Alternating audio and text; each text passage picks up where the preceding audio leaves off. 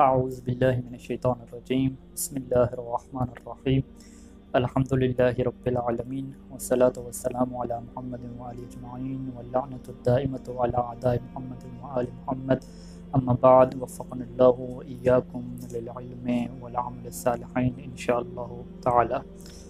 قال اللہ تبارک و تعالی فی القرآن المجید لن ینال اللہ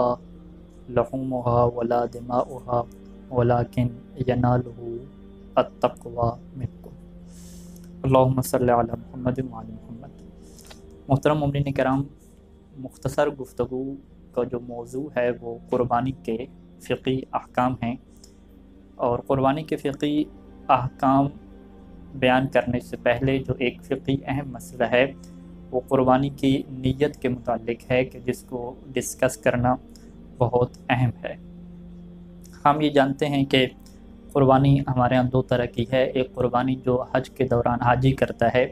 کہ جو فقہ میں واجب ہوتی ہے، اور ایک قربانی وہ ہے کہ جو حاجی نہیں کرتا، ہم لوگ جو ہے وہ کرتے ہیں۔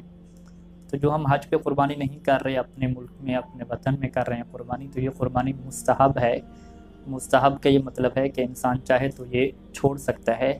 کرنا یہ ضروری نہیں ہے، واجب نہیں ہے، لیکن اگر کرے گا تو ایک مستحب عبادت ہے۔ اب جو بھی عبادت ہوتی ہے، چاہے واجب ہو یا مستحب ہو، اس کے اندر اہم ترین جو نقطہ یہ ہوتا ہے کہ انسان کی نیت صحیح ہونی چاہیے۔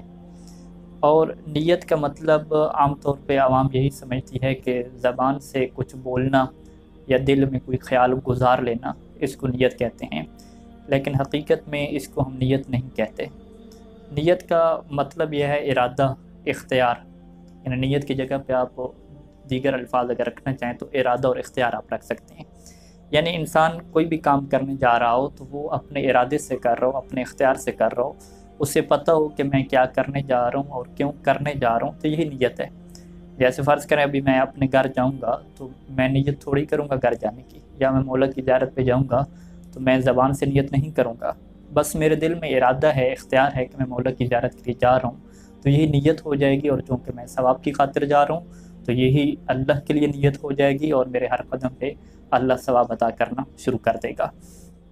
تو اسی وجہ سے جب ہم قربانی کا جانور خریدیں اور قربانی کرنے کا پروگرام بنائیں تو ہماری نیت کیا ہونی چاہیے؟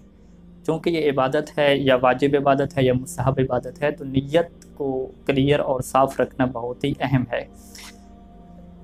یہ تو ہمیں معلوم ہے کہ اللہ کی خاطر انسان قربانی کرے، اللہ کی اطاعت کی خاطر، اللہ کی خوشنودی کی خاطر، کہ جسے ہم قربتاً اللہ کہتے ہیں کہ انسان معنوی طور پہ اللہ کے قریب ہونے کی خاطر قربانی کرے،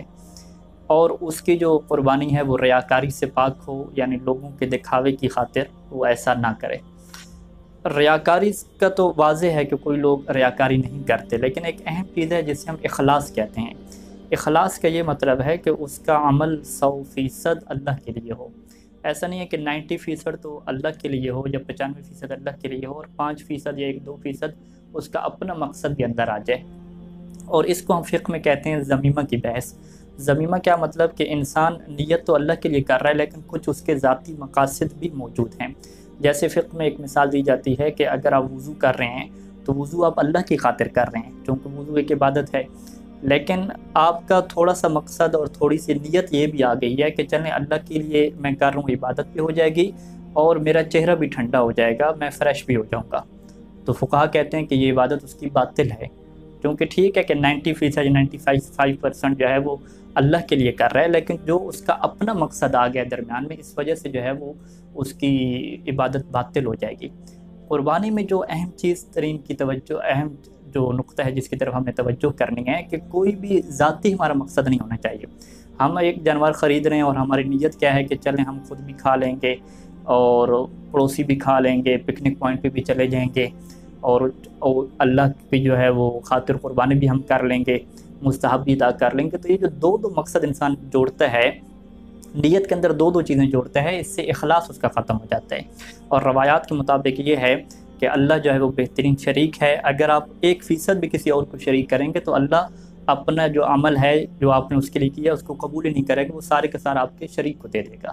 تو اہم نقطہ جس کی طرف ہمیں یہ توجہ کرنی ہے کہ جب بھی ہم قربانی کریں تو مقصد فقط اور فقط اللہ کی اطاعت ہو، کوئی اپنا ذاتی مقصد وغیرہ نہ ہو، اور یہی قرآن کی آیت میں بیان ہوا ہے کہ اللہ کو نہ تمہاری قربانی کا گوشت پہنچتا ہے نہ اس کا خون پہنچتا ہے، اگر اللہ کو پہنچتا ہے تو وہ تمہارا تقوی ہے، تمہاری نیت ہے، تمہارا خلوص ہے۔ السلام علیکم ورحمۃ اللہ وبرکاتہ۔